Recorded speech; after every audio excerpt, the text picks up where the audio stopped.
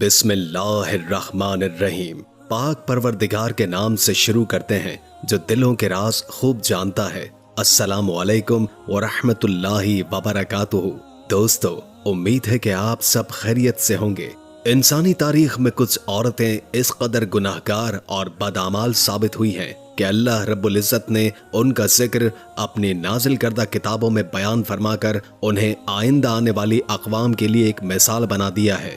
دنیاوی لذتوں کی حامل عورتیں نہ صرف بے شمار انسانوں کی گمراہی کا باعث بنی بلکہ اللہ کے بعض جلیل القدر انبیاء علیہ السلام کے قتل میں بھی پیش رہیں۔ تو آئیے دوستو جانتے ہیں آسمانی کتابوں میں درج ان بد نصیب اور بدخصلت عورتوں کا احوال۔ نمبر 1، حضرت لوط علیہ السلام کی بیوی۔ اردن اور اسرائیل کی سرحدوں پر جہاں آج ڈیڈ سی یعنی بحیرہ مردار نامی ایک بدبودار اور نمکین پانی کی جھیل موجود ہے، نمک سے بھری اس جھیل میں آج زندگی کا کوئی نام و نشان موجود نہیں۔ تاہم دوستو، آج سے ہزاروں برس پہلے یہ انتہائی زرخیز اور معدنیات سے بھرپور خطہ تھا جہاں سدوم اور گمورہ نامی شہر آباد تھا۔ یہی وہ قوم تھی جہاں اللہ تعالیٰ نے حضرت لوط علیہ السلام کو نبی بنا کر بھیجا تھا۔ اس قوم کا گناہ انتہائی شدید اور غلیظ تھا، ایسا گناہ جس سے پہلے نسل انسانی میں کسی نے انجام نہیں دیا تھا۔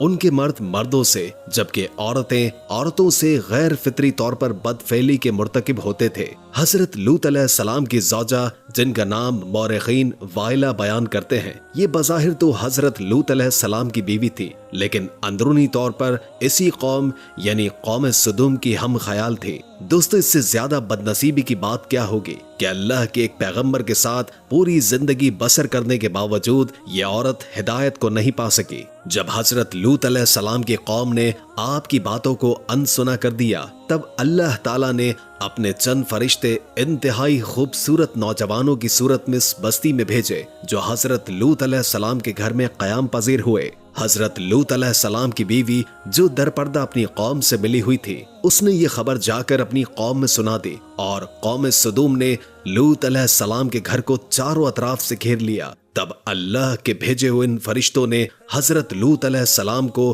قوم سدوم پر عذاب نازل کی جانے کی خبر دی اور آپ کو اپنے اہل خانہ کے ساتھ یہاں سے نکل جانے کو کہا۔ حضرت لوط علیہ السلام ابھی راستے میں ہی تھے کہ اس قوم پر کیمیائی پتھروں کی بارش شروع ہو گئی۔ آپ کی زوجہ جو مڑ مڑ کر اپنی قوم کو دیکھتی اور اس کی حالت پر بین کرتی تھی، وہ بھی اپنی قوم کے ساتھ ہی عذاب کا شکار بنے۔ سدوم کی پہاڑیوں میں آج بھی وائلہ کی باقیات محفوظ ہیں۔ حضرت لوط علیہ السلام کی بیوی کا تذکرہ بائبل کے ساتھ ساتھ قرآن مجید میں بھی کئی مقامات پر ہوا ہے۔ نمبر 2، حضرت نوح علیہ السلام کی بیوی۔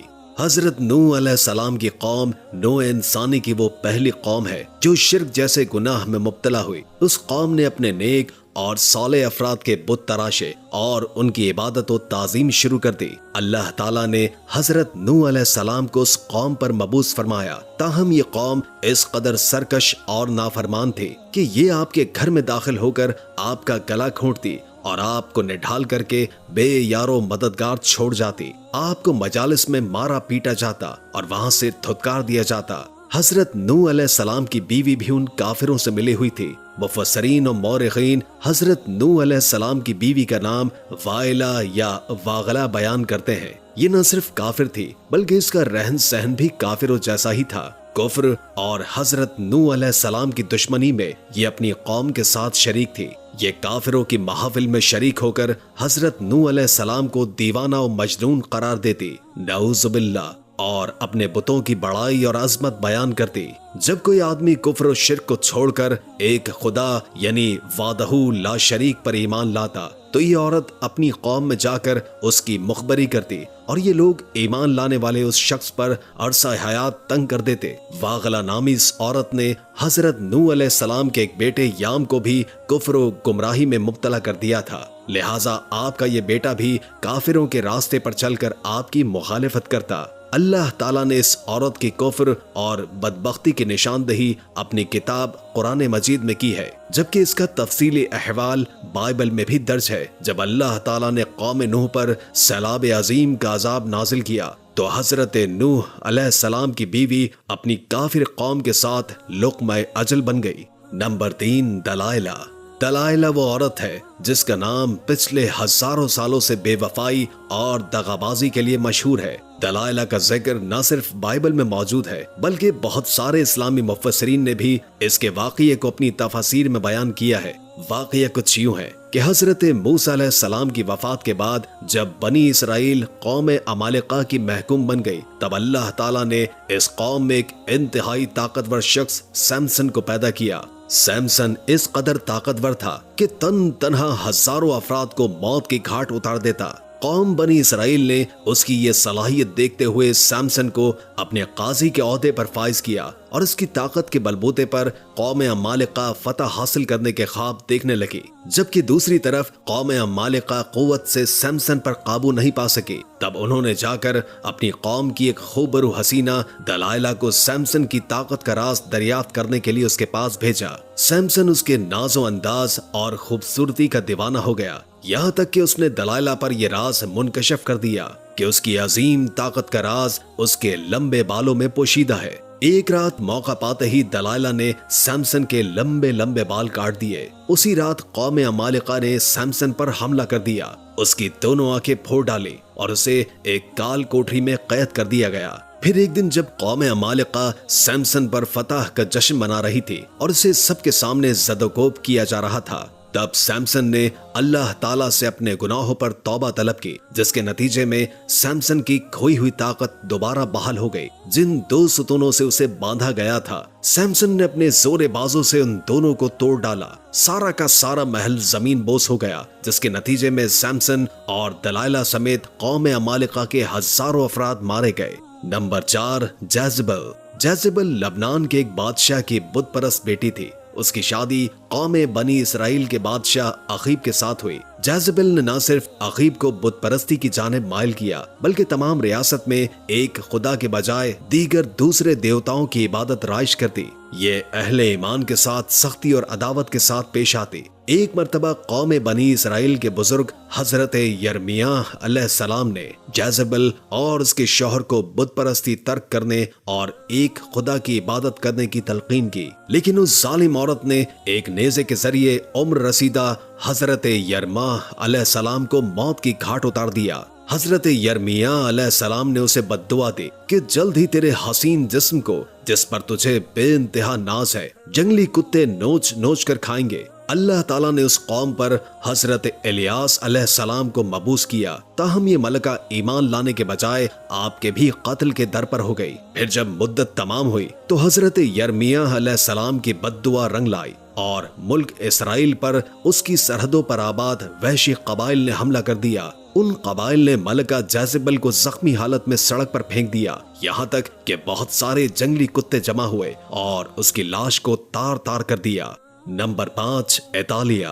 हजरत इलियास अलैहिस्सलाम के दौर से ताल्लुक रखने वाली मलका जेज़ेबेल की एक बेटी थी जिसका नाम था एतालिया। ये भी अपनी माँ के मानंद इंतहाई हसीन लेकिन काफिर और मगरूर थी। एतालिया की शादी पड़ोसी मुल्क यहूदा के बादशाह यहोराम से हुई थी, लिहाजा यहाँ भी एक खुदा की इबादत के बजाय जगह जगह बाल देवता के मंदिर तामीर होने लगे। ताहम जल्द ही यहाँ भी उन वहशी कबाइल ने हमला किया जो उसकी माँ जेज़ेबेल की मौत के जिम्मेदार थे। बादशाह यहोराम उनसे छुपकर एक गार में पनाह गुज़ीर हुआ और यहीं इंतहाई दर्दनाक मौत का शिकार बना, जबकि ये वहशी कबाइल मलका एतालिया और उसकी बेटी अगजिया को अपने साथ ले गए। इंतहाई हरासानी और तजलील के बाद उन वहशी कबाइलियों ने एतालिया और उसकी बेटी को रिहा कर दिया। रिहाई के बाद एतालिया ने बाल की इबादत से तौबा कर ली और हजरत मूसा अलैहिस्सलाम के मजहब पर गामजन हो गई। लेकिन इस तब्दीली को अभी 1 साल भी न गुजरा था कि एतालिया दोबारा शिर्क की जानिब लौट आई।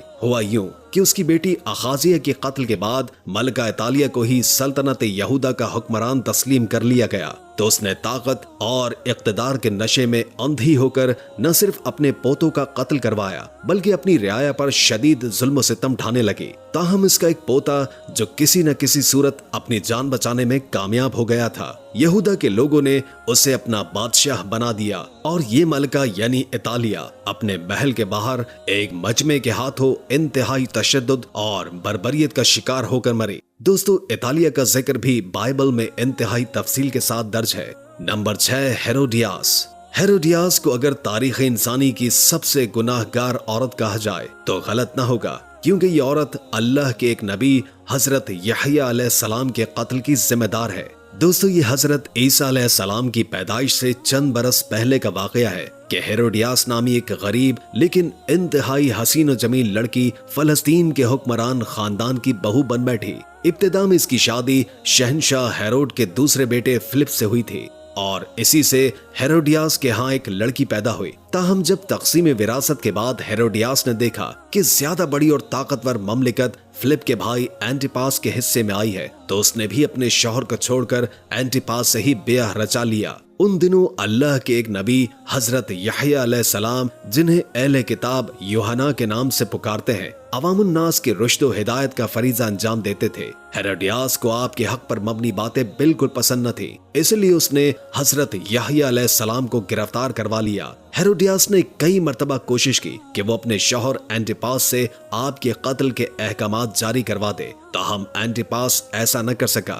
ہیروڈیاس کی بیٹی سلومی، جو اب جوان ہو چکی تھی، یہ اپنی ماں سے بھی زیادہ حسین اور خوبصورت تھی۔ جب اس نے حضرت یحییٰ علیہ السلام کے چہرے کا نور اور معصومیت دیکھی تو یہ آپ پر فدا ہو گئی، تو اس نے آپ علیہ السلام کو گناہ کی دعوت دی، لیکن آپ نے اس کی جانب ایک نظر اٹھا کر دیکھنے کو بھی صاف انکار کر دیا۔ اب یہ دونوں ماں بیٹیاں حضرت یحییٰ علیہ السلام کے بغض اور عداوت میں جلنے لگی۔ ایک رات بادشاہ اینٹیپاس کی سالگرہ کے موقع پر سلومی نے اس کے سامنے انتہائی بے حیائی اور بے ہودگی پر مبنی رقص پیش کیا، جس میں اس نے اپنے تن پر موجود 7 لباس ایک ایک کر کے اتار ڈالے۔ یہ رقص انتہائی دل فریب تھا کہ بادشاہ دم بخود ہو کر کئی گھنٹے اسے دیکھتا رہا اور آخر میں خوش ہو کر سلومی سے دریافت کیا کہ مانگو، کیا مانگتی ہو؟ تب اس بدکار عورت نے اپنی ماں کی ایما پر حضرت یحییٰ علیہ السلام کے قتل کا مطالبہ کر دیا۔ بادشاہ، جو بھرے دربار میں سلومی سے عہد کر چکا تھا،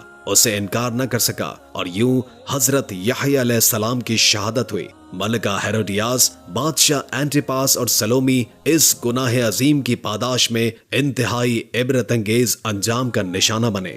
نمبر 7، ام جمیل۔ ام جمیل ابو لہب کی بیوی تھی۔ اس کا اصل نام عروہ بنت حرب ہے۔ اس کی آنکھوں کا بھینگا پن نمایاں تھا، جس کی وجہ سے اسے اورا یعنی کانی کے لقب سے بھی پکارا جاتا تھا۔ قرآن مجید میں اللہ تعالیٰ نے ابو لہب اور اس کی بیوی کا ذکر انتہائی سخت الفاظ میں کیا ہے، جس کی وجہ ابو لہب اور اس کی بیوی کی حضور اکرم صلی اللہ علیہ وآلہ وسلم سے وہ شدید عداوت تھی کہ یہ دونوں آپ صلی اللہ علیہ وآلہ وسلم کو تکلیف پہنچانے کا کوئی بھی موقع ہاتھ سے نہیں جانے دیتے تھے۔ روایات کے مطابق ام جمیل حضور اکرم صلی اللہ علیہ وآلہ وسلم کی راہ میں کانٹے بچھایا کرتی تھی۔ جب سورہ مسد نازل ہوئی تو ابو لہب کی بیوی ام جمیل غصے سے بے قابو ہو گئی اور یہ بہت بڑا پتھر لے کر تمام مکے میں آپ کو ڈھونڈنے لگی۔ یہ حرم کعبہ میں حضرت ابو بکر صدیق رضی اللہ تعالی عنہ کے سامنے اس حالت میں آئی کہ اس کے منہ سے جھاگ نکل رہے تھے۔ اس دوران یہ حضور صلی اللہ علیہ وآلہ وسلم کے خلاف انتہائی نازیبہ اشعار بھی پڑھتی جا رہی تھی،